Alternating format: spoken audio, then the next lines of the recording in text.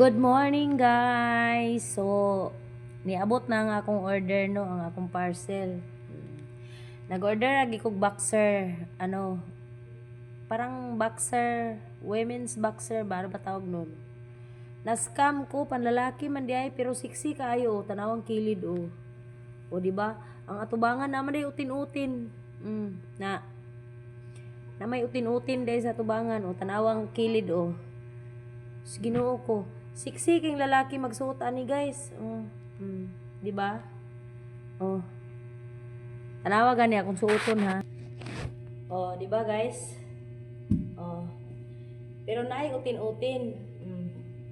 Naay sudlanan sa utin-utin oh. Sexy kaayong lalaki magsuot day ani oh. Tanawa.